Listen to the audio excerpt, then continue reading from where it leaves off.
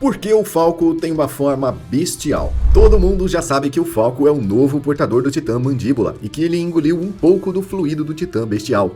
O que muita gente não engoliu foi que ele ganhou uma forma bestial. E por que isso aconteceu, como e todos os detalhes você vê aqui e agora. Todas as pessoas que ingerem o líquido do Titã do Zeke não se tornam Titã automaticamente. É importante ver isso, porque o líquido espinhal do Titã Bestial do Zeke é diferente. E eu coloquei aqui o Titã Bestial do Zeke porque o Zeke tem sangue real e isso muda um pouco as propriedades no uso do seu Titã. Todo mundo, ao entrar em contato com o líquido de Titã, se torna Titã na hora. E a gente pode ver isso várias vezes. Várias pessoas, ao receberem injeções, ou até o Rod Reis, que colocou só a língua no líquido, se transformam em Titã imediatamente. Então, por que as pessoas, quando elas recebem o líquido do Zeke, elas não se tornam titãs na hora? Na verdade, essa é uma peculiaridade do líquido espinhal do Zeke, e ele consegue manipular e controlar quando as pessoas vão se transformar. E isso é ativado pelo seu grito. Quando ele dá o grito, ele simplesmente ativa o seu fluido dentro do povo eldiano. E assim, as pessoas que ingeriram o seu líquido de alguma forma se tornam titãs. O líquido do Titã é extraído da espinha dorsal de um portador de Titã. E assim que ele entra em contato com o ar, ele evapora rapidamente. Quando o Rod Reis colocou a língua no líquido de Titã, o líquido estava evaporando rapidamente, mas a língua dele foi mais veloz do que a evaporação e conseguiu tocar no líquido. Por isso, esses líquidos precisam de uma forma de armazenamento que não entre em contato com o oxigênio. Caso contrário, eles vão virar somente fumaça. Essa forma de armazenamento é o frasco. Um frasco de vidro comum, que pode armazenar o líquido, não deixa ele entrar em contato com o oxigênio e assim ele não se torna fumaça. Só que essa fumaça, se for inalada por um eldiano, também faz ele se tornar titã. Então, de todas as formas, seja em qual estado esteja esse líquido espinhal, ele precisa ser manuseado com muito cuidado para não transformar as pessoas em titãs. E existe uma forma correta de ingerir o líquido, digamos assim. As outras formas podem fazer com que a pessoa ganhe características muito bizarras. A forma que mais acertou em transformar pessoas em titãs foi exatamente receber o líquido espinhal diretamente na espinha. Assim eles se tornam titãs puros normais, como qualquer outro titã puro. Essa transformação gera um titã que, apesar de bizarro, não tem comportamentos anormais e tem as mesmas características da maioria dos titãs que conhecemos.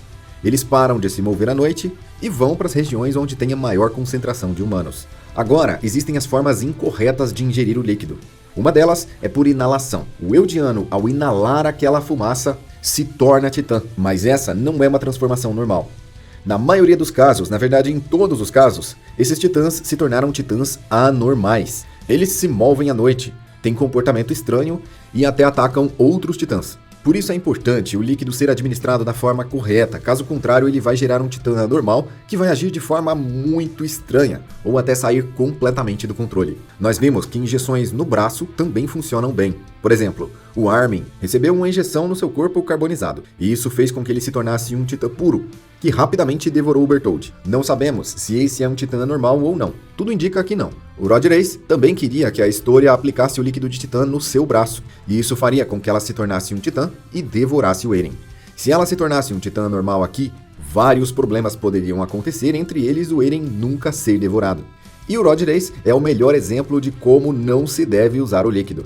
Ao entrar em contato com o líquido de titã pela sua língua, ele se tornou o mais bizarro e mais assombroso titã puro de toda a história. Agora que já sabemos a forma correta de receber o líquido espinhal, vamos ver como obter poderes alheios. Afinal, isso é possível. O Eren, ainda na Caverna de Cristal, seguindo a mesma linha de raciocínio, ingeriu o líquido espinhal do titã encouraçado, que estava na bolsa do Rod Reis.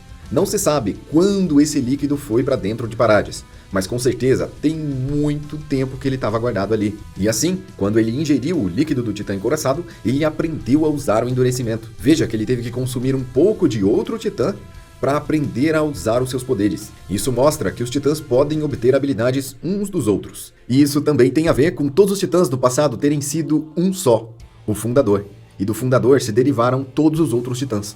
Como todos eles já foram uma coisa só, eles podem se misturar, inclusive quando um portador tem 2 titãs ou mais. Os titãs se misturam e as habilidades se combinam. Um grande exemplo disso é a facilidade da titã fêmea.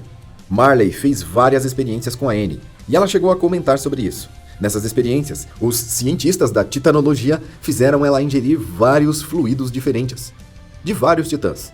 O objetivo é que ela obtivesse a maior quantidade de poderes e habilidades diferentes possíveis. E assim, a Titã Fêmea ganhou várias habilidades, como controlar titãs puros com o seu grito, um controle bem imparcial e fraco, mas que funciona, e também a habilidade de usar o endurecimento. Não se sabe até quantas habilidades a Titã Fêmea ganhou e quais são nativas dela, porque isso nunca foi explicado. Mas sabemos que ela foi vítima de experimentos e recebeu vários fluidos. Portanto, pode ser que todas as suas habilidades tenham sido adquiridas de titãs alheios. Outro ponto importante aqui para entender por que o Falco tem uma forma bestial é o Zeke ter sangue real. A verdade é que o Titã Fundador tinha uma forma bestial, o primeiro Titã. Ele tinha a forma de um parasita. Sendo assim, a forma primordial do primeiro Titã é bestial. E isso nos mostra a importância do Titã Bestial em toda a obra. Afinal, depois do Titã Fundador, ele é um dos principais, junto com o Titã de ataque. Depois, temos que nos lembrar das pessoas que o Zeke já transformou. O Zeke transformou toda a Vila do Cone. Para isso, extraíram o seu líquido espinhal em Marley, transformaram todo esse líquido em gás e soltaram esse gás na Vila do Cone. Sendo assim, as pessoas respiraram aquele gás sem saber do que se tratava. E logo, quando o Zeke gritou, eles se transformaram. Em outro momento, mais líquido espinhal foi retirado do Zeke. Depois, ele foi misturado ao vinho e as pessoas beberam. Todas as pessoas que beberam se transformaram em titãs assim que o Zeke gritou. Basta estar dentro do raio de alcance do seu grito, e as pessoas se tornam titãs puros, anormais. Todos eles são anormais.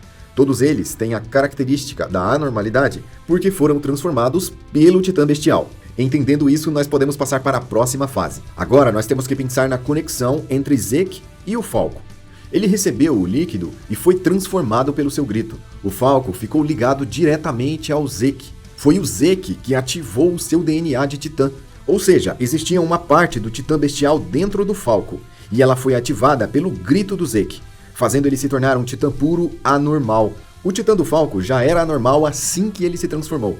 O seu jeito de andar e agir era muito estranho. E ele não poderia fugir da regra, porque todos os titãs feitos pelo Zeke são anormais. A partir daí, o Falco recebeu uma ligação mental com o Zeke e passou a receber os seus pensamentos. Ou seja, aqueles titãs que o Titã Bestial criam uma conexão em outro nível com ele, onde eles podem entender, ouvir e obedecer o Zeke. Só que essa obediência não é completa.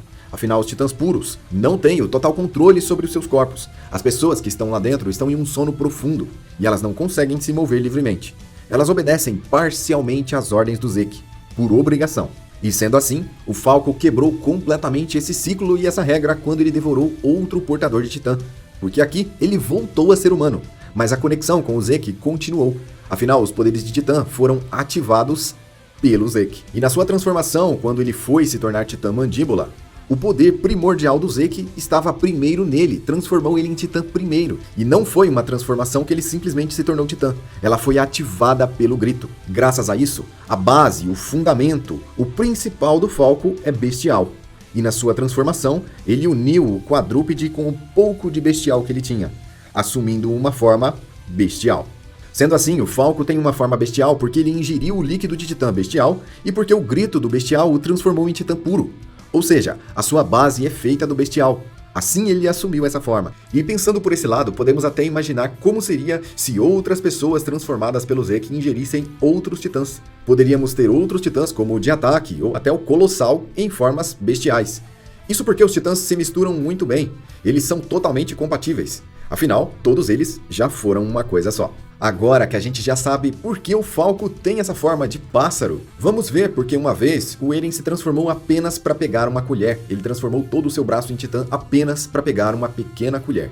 Para saber por que isso aconteceu, veja esse vídeo aqui na sequência, onde eu coloquei todos os detalhes de por que o Eren se transformou apenas para pegar uma colher. Não deixe de conferir a explicação completa e se inscreva no canal para receber novos vídeos. Eu sou o Joel, eu vou ficando por aqui e até a próxima.